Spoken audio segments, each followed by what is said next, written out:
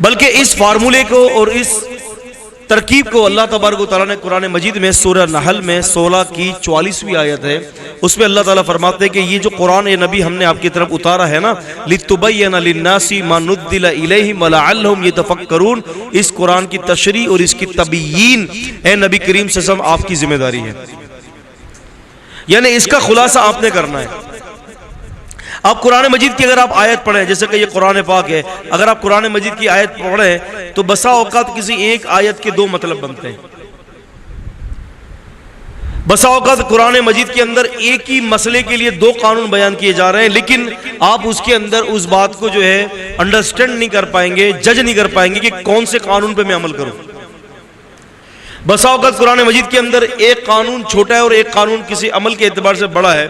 تو آپ اس کو سمجھ نہیں پائیں گے کہ آخر مجھے کس قانون کے اوپر عمل پیرا ہونا ہے۔ تو ایسے تو قرآن مجید کے اندر جو ہے وہ 20 مثالیں موجود ہیں کہ جس کو اگر ہم دیکھتے ہیں تو حقیقت میں یہ بات آشکارا ہوتی ہے کہ قرآن مجید کسی استاد کے ذریعے پڑھنا ضروری ہے، اور اللہ تبارک و تعالیٰ نے اسی بات کا ذکر قرآن مجید کے اندر کئی مقامات پر کیا ہے، جیسے کہ سورہ بقرہ سورہ نمبر 2 کی آیت نمبر 131، سورہ بقرہ سورہ نمبر 2 کی آیت نمبر 251، سورہ بقرہ سورہ نمبر 2 کی آیت نمبر 129، سورہ آل عمران سورہ نمبر 3 کی آیت نمبر 164، اور سورہ نساء سورہ نمبر 4 کی آیت نمبر 113، سورہ احزاب سورہ 33 کی آیت نمبر 34، اور سورہ جمعہ سورہ نمبر 62 کی آیت نمبر 2۔ ان مقامات پر اللہ تبارک و تعالیٰ نے برملا طور پر، واضح طور پر اور بائیں طور پر اس بات کا اعلان کر دیا کہ یعلمہم الکتاب والحکمہ، کہ کتاب کی تعلیم بھی اور کتاب کی حکمت کی تعلیم بھی رسول اللہ صلی اللہ علیہ وسلم تمہیں دیں گے۔ اب کتاب کی جو تعلیم ہے اس کے اندر ایسے الفاظ ہیں، اس کی تعبیر، اس کے اوپر عمل کرنا کہ بھئی کوئی بھی آیت ہے اس پر اللہ کی رضا کیا ہے۔ مثال کے طور پر میں ایک چھوٹی سی مثال دیتا ہوں، قرآن مجید کی ایک آیت ہے وَلِلْمُطَلِّقَاتِ يَتَرَبَّصْنَ بِأَنفُسِهِنَّ ثَلَاثَةَ قُرُوءٍ، کہ جو طلاق والی عورتیں ہیں نا وہ اپنے لیے یعنی وہ عدت گزارے ثلاث قروء، 3 قر کی جمع قروء۔ اب عربی کے اندر قر جو ہے پاکی کو بھی کہتے ہیں اور طہارت کو بھی کہتے ہیں، کہ وہ عورت جو ہے جو مطلقہ ہے وہ 3 ماہ اپنا انتظار کرے گی، طلاق 3 ماہ کی عدت کے بعد پھر وہ دوسرا نکاح کرے گی۔ اب اگر ہم بات یہ دیکھتے ہیں کہ بھئی جناب علی، قر سے مراد یہاں قرآن تو قر کہہ رہا ہے جبکہ اس کے 2 معنی اور 2 احتمالات نکلتے ہیں،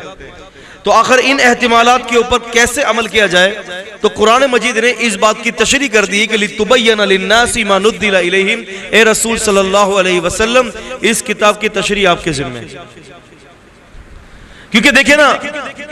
ہر سبجیکٹ کے لیے، ہر چیپٹر کے لیے ایک معلم کا ہونا ضروری ہے، یہ تو آپ جانتے ہیں۔ اگر مثال کے طور پر آپ کی زبان پنجابی ہے اور اگر آپ کی اسکول کے اندر کوئی چیپٹر، کوئی سبجیکٹ پنجابی ہے، تو ایسے نہیں کہا جائے گا کہ جی یہ کتاب لے لو پنجابی زبان میں لکھی گئی ہے اور آپ پڑھو اور خود ہی عمل کرو، اس کے لیے کسی استاد کی ضرورت نہیں ہے۔ لیکن ہم دیکھتے ہیں کہ ہر زبان کے لیے، ہر سبجیکٹ کے لیے جو ہے ایک استاد کی ضرورت پڑتی ہے، ایک استاد کی ضرورت پڑتی ہے۔ یہ قرآن مجید جو اللہ پاک نے نازل کیا ہے، ایسا نہیں ہے کہ اللہ کے رسول صلی اللہ علیہ وسلم صرف نعوذ باللہ جو ایک پوسٹ مین تھے کہ جو یہ قرآن دے کر جو ہے وہ تشریف لے گئے۔